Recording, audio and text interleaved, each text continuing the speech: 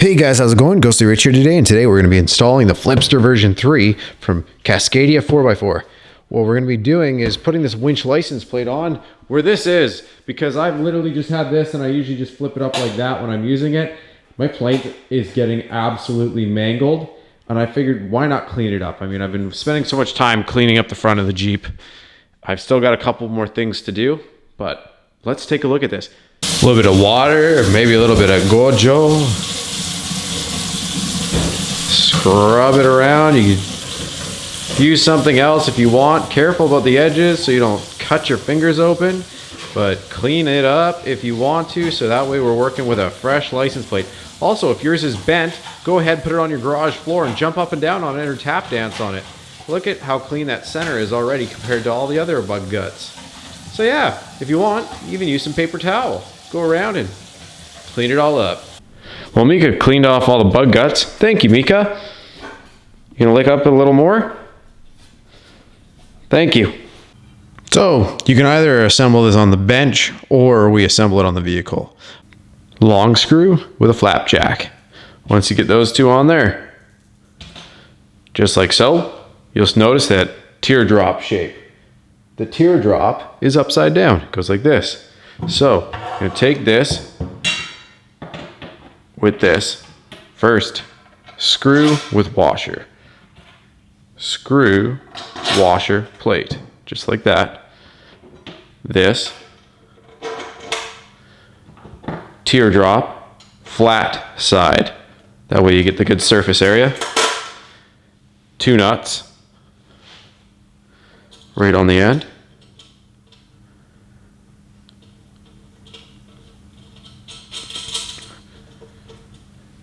Same here.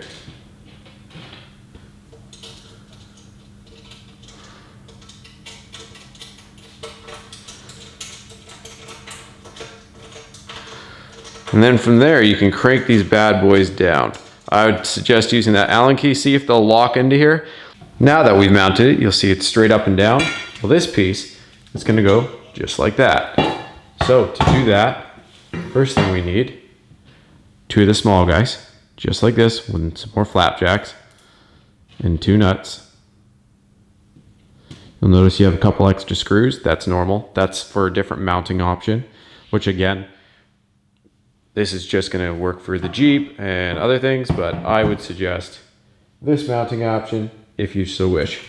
Again, just through the plate, just like so. Once you have those bad boys rested on there, you can line the screws up. Just like this. Sink them through. Try not to twist it too much. Who am I joking? This is as messy as it gets. So, as soon as you're holding both screws in just like so, take the nut like so, screw it underneath. So it goes screw, washer, black plate, hinge. And make sure it looks like this after. I'll show you once it's all done. Again, I'm gonna still crank those down, but that's how she should look. Notice the hinge orientation. That's how it should look. Notice the hinge orientation. Go ahead, crank it down. Notice the hinge orientation. Go ahead, crank that down. When you do, take a look at this. Flips down, flips up. Don't try to move that hinge when it's not attached to anything. You won't have the leverage. You'll probably just hurt your fingers. So now that we have this assembled, go and grab your winch remote if you have one, because we're gonna have to pull our winch out a little bit so we can use this. If yours has that remote as I'm talking about, and you've maybe never used it before, I don't know. Some people haven't, or maybe you just hooked it up. Plug it in like so. Your vehicle should technically be running for long periods of use. I'm only going to be using this for a couple seconds, and I know I have a good battery in here. Mika, you spot it? Let's see if she freaks out when I hit the out. Oh yeah. As you can see, we're out a little bit, but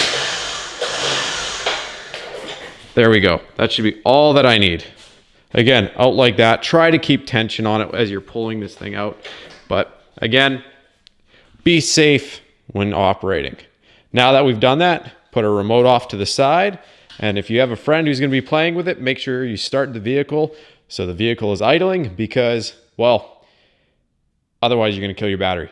But your friend shouldn't be playing with it anyway. Well, you are using this, which is why I'm telling you to either disconnect or put the remote off to the side, because if that moves while you're doing your things and your fingers are grabbing onto this, if it's frayed, you're going to take some really nice winch cable into the finger, which really, really hurts.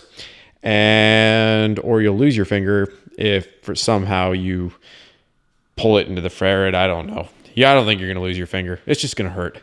So let's go ahead and I'll let you know this wrench size once I have it. So for me, the front's an 18, rear's a 19. Go ahead and we're just going to loosen these up. Now you might need a stubby socket with an extension to get past the ferret right here, or you're going to just need 2 wrenches. Once you've got ahead and loosen these up, you can see it's pretty loose in here for me now. I'm going to go ahead and take this bad boy and slide it right down. You'll see there's a slide there, slide there. Make sure you slide that winch cable down into the center.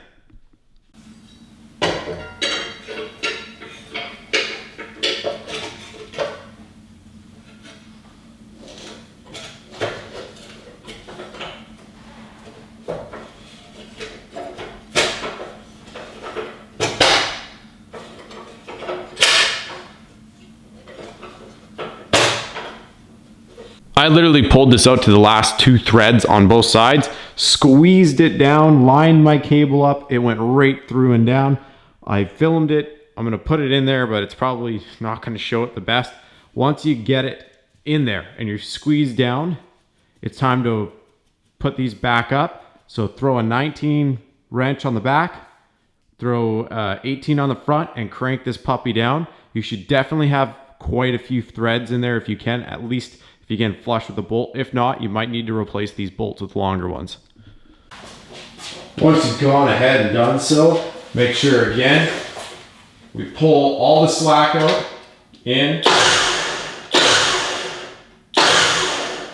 And you'll see it just hooks in here like so, and you could give it one more crank and it just tucks away like that. And then that flips down. Finish it all up and it doesn't look straight, don't worry, you can straighten it up. Everything on this kind of moves. So once you get it here, flip it up, take a look at that. Looks nice. One thing I might suggest doing is I might get some really good glue and throw a couple pieces of rubber. This is pretty good on here, but I can still see that this is probably going to tap the plate at some points. So when this is flipped down, see, I can still move this around a little bit, try and get it a little better. But yeah, chances are gonna have that there. And then I'm gonna throw some rubber behind it. Again, you can always move the hook and string around just a little bit. There we go. See, just like that. But still taps a little bit for when you're going over bumpy roads. It should. Well, boys and squirrels, what do you think? I think it looks actually pretty good. And again, it's functional. Now, some of you might be thinking, well, that's kind of a lot of money. Maybe I should just get the one that clips onto the ferret. I will tell you this, if you talk to a lot of off-roaders that had that ferret one, they've lost their license plate, either by A, forgetting to clip it back on after they winched something, or B, someone thought it'd be a funny game and they grabbed their plate and walked away with it, or the biggest of all, the spring clips that hold it lose tension over time and it just falls off wherever the heck it wants to. Heck, you could even blow it off when you're in the pressure washer, car wash stuff, and you wouldn't even know. So, there you go. Hope this helped you out. I'm going to put a link in the description to pick one of these up yourself if you haven't already. Thanks again for watching. Press like if it helped you out. Subscribe for more.